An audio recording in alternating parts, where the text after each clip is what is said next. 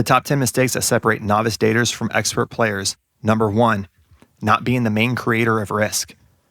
Tension is created anytime a person creates risk in a social interaction. For example, being a little short, edgy, assertive, lightly teasing them, ignoring them slightly, etc. We want to be the main primary risk creator, not her. She then caves to that tension and adapts by laughing or allowing it to reduce the risk that we created. We then reward her for that. The more risk we create, the more she trusts us.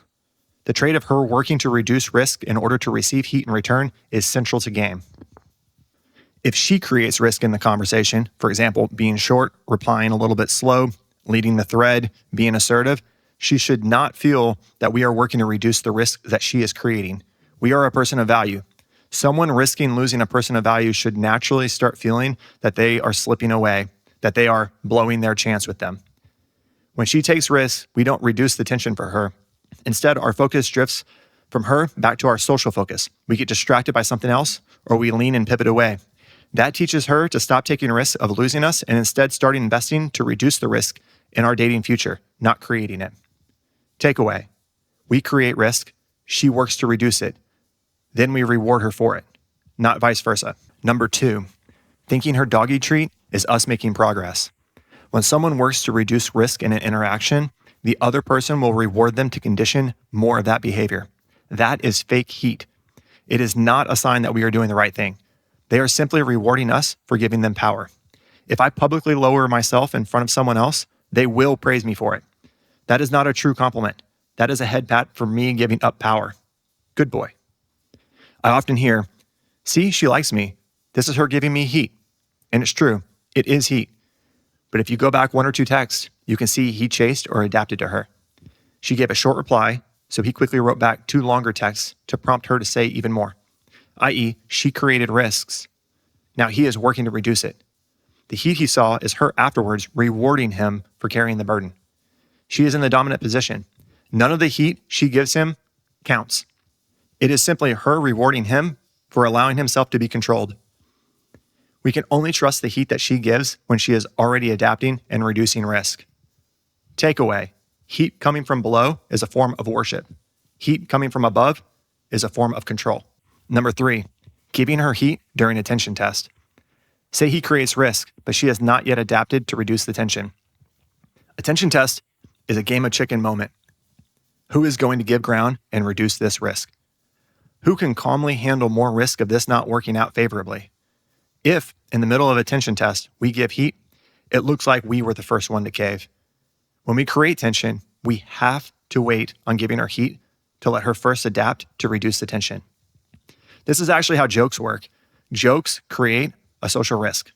The moment the joke hangs is a tension test. Who will reduce social tension here? If we laugh at our own joke before they can, we reduce the risk. That person is saying, I benefit most from this interaction because I am the one who is least willing to lose it, i.e., carrying the burden. But if we wait, the pause develops, and the audience feels that we're not afraid to lose them with our joke, and then they laugh to reduce the social tension themselves. Takeaway: let it hit, hold firm, bet on her to cave.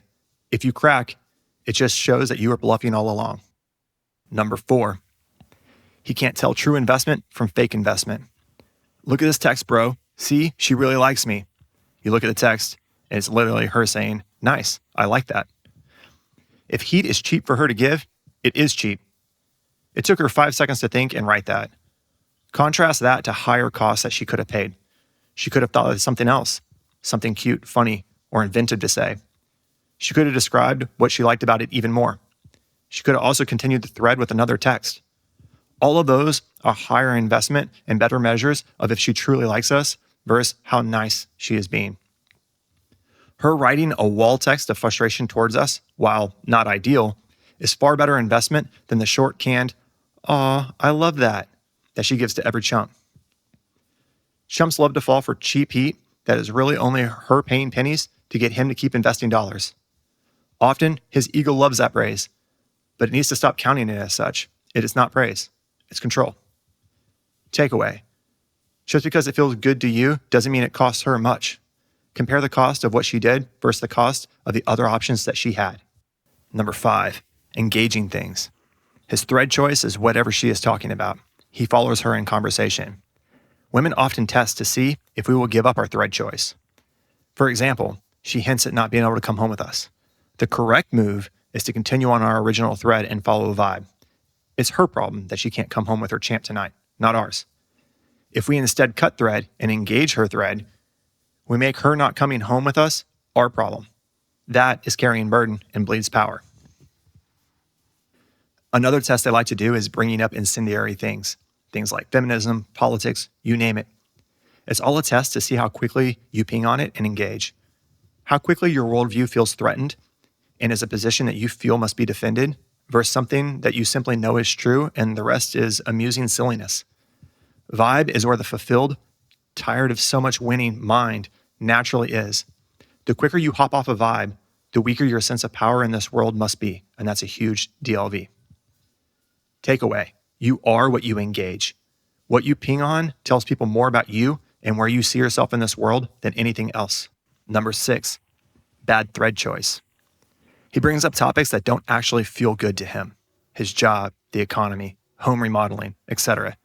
It doesn't actually feel good to talk about that stuff. He may like to talk about it, but that's because 1, he thinks it'll impress her. 2, he is nervous he doesn't have anything better to talk about. If he was laughing in a group of comedians, he wouldn't bring up his job. It's a sign he has nothing better going on. Takeaway, what we say is far less important than our decision to say it when we could have said anything else. Our thread choice is a portal into the inner emotions of our mind and the value that we offer. Number 7, being behind in conversation. He follows her thread versus leading it. He replies to her text versus writing the text that she'll have to reply to. He's thinking, what do I say back to that? Versus leading the thread and leaving that thought for her. We have a whole podcast episode on being behind in conversation that explains this in better detail. Basically, it's who is a move ahead in chess? Are you defensively replying to her moves, or is she compelled to reply to yours? Who's maintaining initiative? Takeaway, leading the conversation requires constant risk-taking. That is a good thing. Do not play it safe by following her thread. It just bleeds frame. Number 8, not using his social focus. Most guys have 2 modes, paying attention to her, which is specific focus, or ignoring her altogether. But there's a valuable middle ground called social focus. That's the level of attention that we'd pay to any rando. For example, you walk up to a bro or to a girl in a bar. Social focus is like, damn, I love all these flags they got hanging in here, but where the hell is France? Pause, look around. But they got you looking like the king of Brazil over here, huh? You could also say they got you looking like the queen of Brazil over here, huh? Specific focus is more like, where are you from? You look Colombian. Are you in marketing? Do you like that? It's more intimate. It's a little weird if you don't already know them already, so it bleeds interest, it lowers trust, and it puts their guard up. Social focus stems from the thoughts we're already naturally having in our brain. It is natural to think about the flags and the layout of this bar. It is not natural for your brain to wonder what people do for work. So it feels contrived and it lowers trust. Social focus is key because 1, it lets the conversation happen without bleeding much interest. 2, importantly, it gives us a place to retreat to whenever they create risk. We can show her that we're losing focus and interest without doing drastic things like walking off or ignoring her. We pay less attention to her and more to the natural thoughts that are kind of just running through our brain. It's a key demotion that tells her the job of reducing risk is hers, not ours. Takeaway, where we place our focus tells people how much of our thoughts they have captured. It is a key measure of our interest level. Number 9, not demoting his focus when she creates risk. If she can take risks in losing us and we allow it, then we're carrying burden. It tells her that she's the value here. We're taking ownership of a problem that she chose to create. If it was her goal, she wouldn't have created the problem in the first place because she'd fear she might lose us. But if we respond in a punishing way, we seem butthurt, mad that she's giving us resistance. That also carries burden. Getting mad that it's not wanted is not a natural thing for a thing of value to do. A $100 bill is not sad or mad that you dropped it on the ground. Us dropping back to social focus lets us demote her back towards being a regular rando without ending the conversation. And remember, we treat random people pretty nice. It's not normal to be a dick to randos. So if you're being a dick to her, you're actually promoting her because she's earning more of your focus and proving that she can create an emotional reaction in you, which a rando could never do. Takeaway. We use shifts in our focus to give feedback to others about what types of behaviors we want from them and what type we don't. Our focus shows our standard for how we expect to be treated. Number 10, giving too much heat. 9 out of 10 guys are giving too much heat. They haven't created nearly the amount of risk in the interaction needed to get her adapting to reduce risk. So now his heat feels like he's trying to reduce risk. He's trying to woo her over to like him, i.e., he's carrying the burden. Heat should only take 2 forms. 1, baseline heat. This is the level of fun, cheeky love for humanity that we give to basically everybody in some form or another, even to other guys and unattractive women. This baseline love is a value offering that tempts people to want even more from us.